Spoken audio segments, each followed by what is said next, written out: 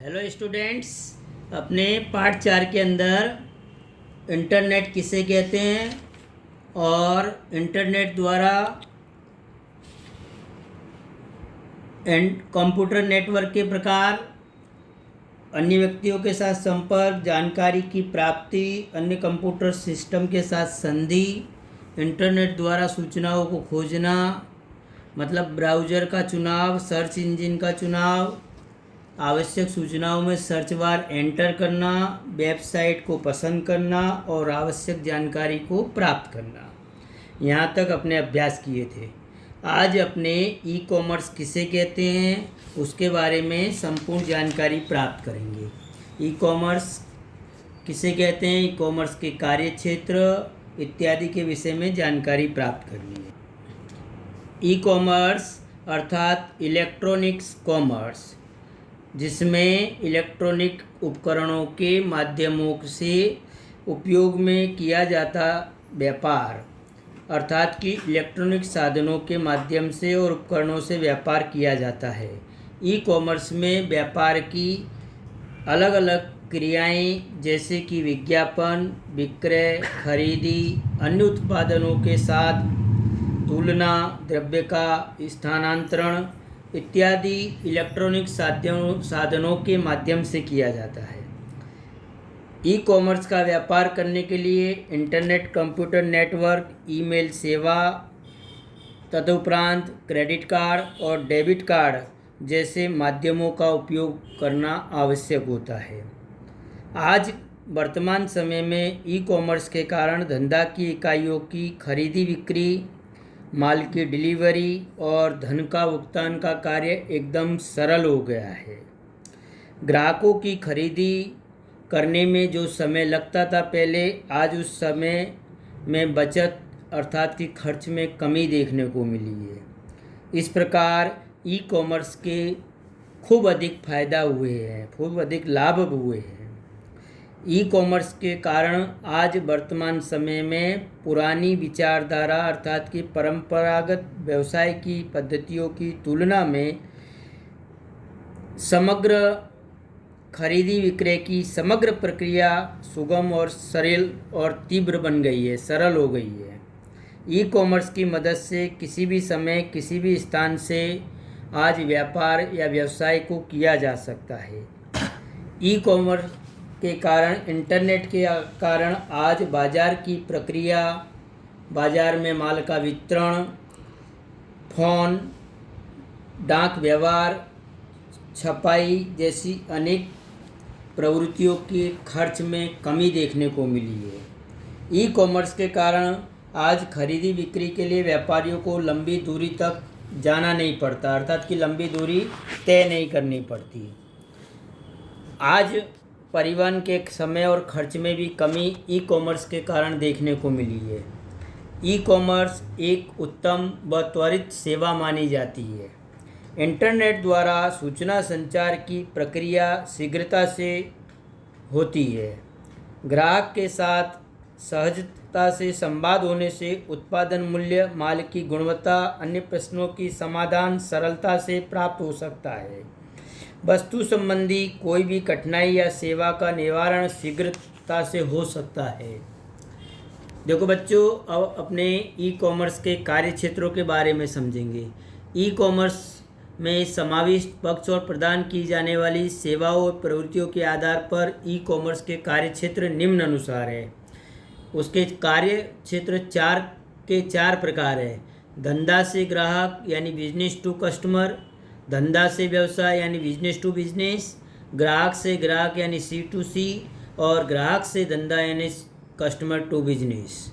इस प्रकार 4 प्रकार के कार्य क्षेत्रों के बारे में समझेंगे। पहला कार्य क्षेत्र है B2C यानी बिजनेस टू कस्टमर। इस प्रकार के व्यवसाय में एक छोर पर व्यापारी और दूसरे छोर पर ग्राहक होता है। इंटरनेट के माध्यम से वेबसाइट के उपयोग द्वारा यदि व्यापारी ग्राहकों को अपने उत्पादन और सेवाओं का विक्रय करे, तब इस प्रकार की सेवाओं का समावेश किया जाता है। ग्राहक कोई भी स्थान पर किसी भी समय अपनी पसंदगी की चीज़ वस्तुओं को खरीदने के लिए ऑर्डर दे सकता है। विक्रेता अपनी वस्तु का मध्यस्थी के बिना यानी बिचौलिया के बिना ही डायरेक्ट ग्राहक को बिक्री कर सकता है। क्रेता एक स्वतंत्र ग्राहक माना जाता है। ऑनलाइन खरीदी इस प्रकार का एक उत्तम उदाहरण आज देखा जाता है। वर्तमान समय में अधिकतर खरीदी ऑनलाइन के माध्यम से की जाती है। इस प्रक्रिया में क्रय विक्रय की सरलता होने के कारण यह प्रक्रिया खूब प्रचलित या फेमस हुई है। वस्तु के फुटकर विक्रय के अतिरिक्त BC2 में ऑनलाइन बैंकिंग और परिवहन सुविधा जैसी सेवाओं का भी समावेश किया जाने लगा है, अर्थात कि यह प्रक्रिया खूब प्रचलित है। दूसरा कार्यक्षेत्र है B2B, बिजनेस टू बिजनेस। देखो बच्चों, ई कॉमर्स के इस प्रकार के कार्यक्षेत्र की सेवा में धंधा की इकाई और व्यवसायी दोनों ही होते हैं। आज के स्पर्धा या हरीफाई के युग में धंधा की इकाई को परस्पर एक दूसरे पर आश्रित रहना पड़ता है, एक दूसरे पर आधार रखना पड़ता है। B2B व्यापार इस अवलंबन को सरल और अधिक प्रभावशाली बनाता है। स्वयं पूर्तिकर्ता, वितरक या अन्य मध्यस्थियों के साथ इलेक्ट्रॉनिक संबंध की स्थापना की जाती है। सम्मिलित व्यावसायिकों के मध्य अधिक पारदर्शिता के कारण और अधिक कार्यक्षमता प्राप्त की जा सकती है। देखो बच्चों, B2B की सहायता से व्यापार की सामान्य व्यावसायिक प्रवृत्तियां जैसे माल संग्रह की व्यवस्था, माल के संग्रह के स्टॉक की सूची अर्थात कि स्टॉक पत्र, भुगतान की व्यवस्था इत्यादि की कार्यक्षमता में वृद्धि होती है। तीसरा कार्यक्षेत्र बच्चों C2C मतलब कस्टमर टू ग्राहक, ग्राहक से ग्राहक। इस प्रकार की व्यवस्था में आज ग्राहक से ग्राहक की व्यापारिक प्रवृत्तियाँ जुड़ी हुई है।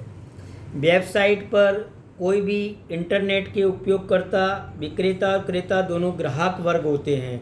दोनों आपस में इंटरनेट का उपयोग करते हैं। किसी भी मध्यस्थी के बिना ग्राहकों को खरीद विक्रय की ऑनलाइन सेवाएं प्राप्त होती है। इसका उत्तम उदाहरण नीलामी की साइट ई-ऑक्शन है। यदि ग्राहकों को कोई वस्तु बेचनी हो तो उस वस्तु को नीलामी की साइट पर रखनी पड़ती है। अन्य व्यक्ति उसकी बोली लगाते हैं। ज़्यादा मूल्य देने वाला वस्तु की खरीदी करता है। इसके अलावा OLX.com, Quikr.com में विक्रेता और अन्य व्यक्ति अपनी बोली लगाते हैं और जो अधिक मूल्य देता है वह उस वस्तु को प्राप्त करता है। क्रेता और विक्रेता दोनों व्यक्ति के साथ सौदा होने के बाद क्रय विक्रय की प्रक्रिया समाप्त होती है। उसे कहते हैं C2C। देखो बच्चों, चौथा कार्यक्षेत्र है C2B यानी कस्टमर टू बिजनेस।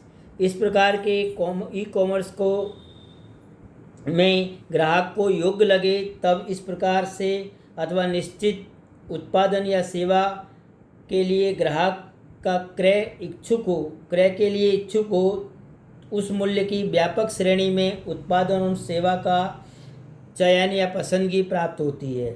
ऐसी सेवा या उत्पादन करने वाली धंधा की इकाई उत्पादन या सेवा के लिए अपनी विक्रय की शर्तें और मूल्य बताती है।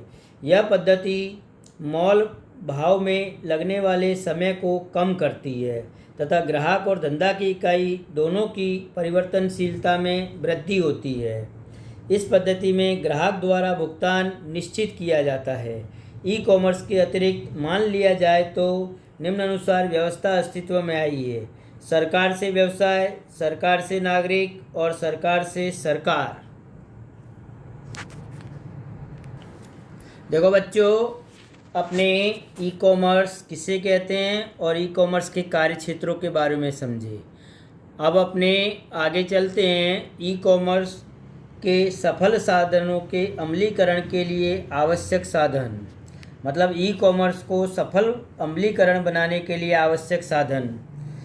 कोई भी धंधा